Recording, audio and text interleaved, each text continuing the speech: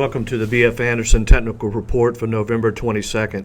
In front of you is a very important graph. As I've always said in the past, interest rates and earnings are what the market focuses on. There's a direct correlation to the stock market with interest rates.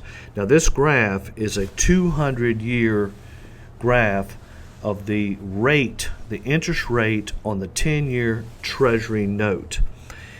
Interest rate cycles are very long-term cycles, minimum 20 years. Now, interest rates move up and down with inflation or deflation. Now, if you notice, like around 1929, you're still seeing rates of around 4%.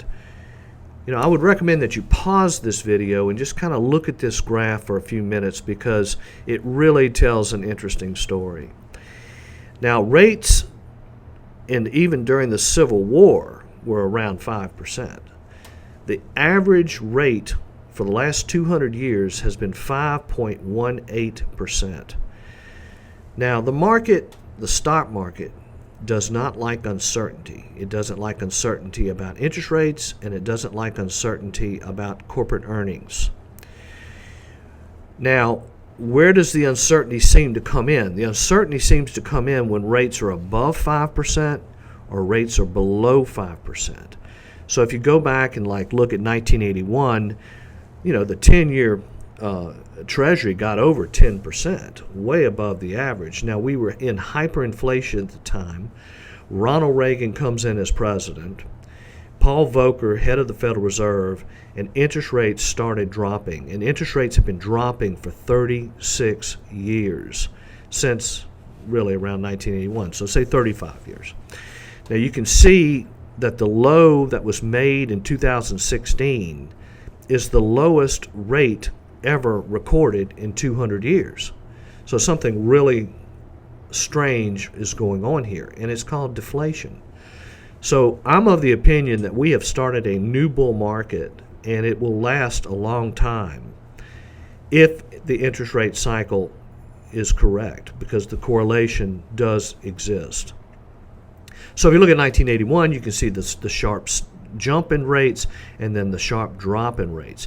But vice versa, when rates bottom, it's a real methodical process, and it takes a long time for rates to get high again. It's just due to deflationary pressures.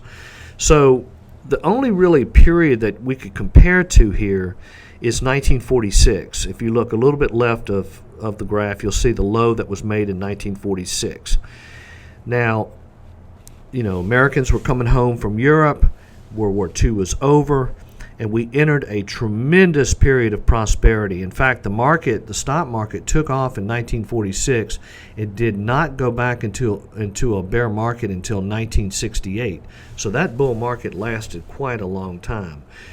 So I am of the opinion that we have started a new bull market, and I do think that interest rate cycles are starting to go in the opposite direction they've been in. So let's look at the 2-year Treasury yield. We hit the low, which is where I believe the bull market has started, in July of this year. We hit a low of 0.56 on the 2-year Treasury note. Rates started to climb. We break out, as of the election, we break out above the basing area and rally. So realize we have gone from a yield of 0.56 all the way up to 1.08. So there's basically a doubling in the rate for the 2-year Treasury note. Now, if we then look at a bond fund, which is where all the money has been going, and if the money comes out of the bond funds, it could be going into the stock market. That's the general idea. But this is a 20-year fund. Now, you can see that over the beginning of the year, this has really been a very good place to be. Everybody's very happy. All of a sudden, though, starting in around July, we started to see a peak in the bond fund, and it is now broken down and looks very tired. You've got the price below the 200-day, the 50-day, and the 25-day. So the 25-day is below the 50. They're both now below the 200-day, and the 200-day is starting to roll over. This looks like a bear market in bonds to me. The bull market in bonds is over, in my opinion. Now, I think we need to kind of take a look at an example of what's going on with the stock market and what a top looks like and what a bull market looks like. This is 1997 to 2001. Now, back here in early 97, we were finding stocks like America Online, Yahoo, Cisco Systems, and Amazon.com. In a new bull market, there's a rule of thumb, and the rule of thumb is the first stocks to double in a new bull market will double again. So it would be kind of interesting to note that. Now you can see that what happened going into the top, we started to form a box here, a price box, but then we broke out of the box, went into another uptrend, and then we formed another box. So what's important here is that you had what you call a head and shoulders formation. Here's your head, here's your shoulder, here's your shoulder. We break down below the box, and the dot-com bust resulted in about a 60% drop from these levels. So this was what a top looked like.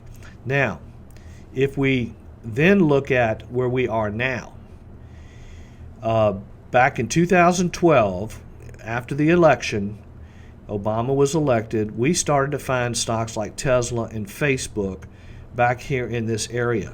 Then we broke out of that box and we started an uptrend. And also interest rates started to climb. In fact, interest rates went to 3% from a very low level around 1.4. So interest rates did double on the 10-year Treasury notes. So there again, the correlation was there. But you can see how nice and smooth that uptrend is. Then we basically have formed a 3-year sideways box that we've had to all deal with here. But we now have what you call an inverted head and shoulders. Now, we actually had two. We had a head here, shoulder here, but the right shoulder never got the breakout, and so it failed. Then we formed another head, so we got shoulder. Now we've got a really pretty looking breakout above that shoulder. Now, going into the election, we pulled back again into this range, but since then the S&P 500 is broken out. So volatility during the election, Nicholas Darvis says before a dancer can leap, he has to crouch. So here's your crouch. Now you're getting your leap. Now to look at this, just to kind of get another idea of what we're talking about, this is the Russell 2000. These are the small cap stocks. These are companies that are valued around $1 billion. Now realize stocks like Apple are $600 billion. But this group of stocks is what's making me think that this breakout in the S&P is different. Now, I want to make a key point here. If you go back and look at 2000 top, 2001, 2000 top, you get this breakdown here below the box. You have to take defensive action. As a portfolio manager, you've got to take defensive action. Now, this drop here was really, I'm talking right here, this drop here was looking a lot like the same drop that we got back in 2000. So we took very defensive action here. So people would say, well, why didn't you buy down here and then you go up here? Well, at the time, 2020 hindsight's great, but this was looking like a major sell-off in the market. But it held, and basically, again, we're getting that inverted head and shoulder. Here's your head, here's your shoulder, breaking out above the shoulder. So what we need is an upward trend like this coming out of this box. Now, we may be just getting this started. Now, I find it interesting that back in 2012, we got the breakout above the box on December 31st. The very last day of the year. So you get the breakout, and then you start to pursue an uptrend. One more note, it is always important to understand market capitalization. It's a very important number, because you want to find small companies that are going to become big. You want to find Apple at a $30 billion company, and then it becomes a $600 billion company.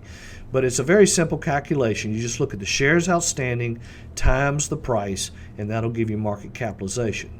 Now, on a final note, I wanted to mention this stock here. Charles Schwab is really a very fine organization. We've been working with them now since 1995, and we're very happy with everything there. But this stock is just going straight up. Now, this is a bull market stock. So I want to wish everyone a happy Thanksgiving. This has been a difficult year, and I appreciate everyone's patience.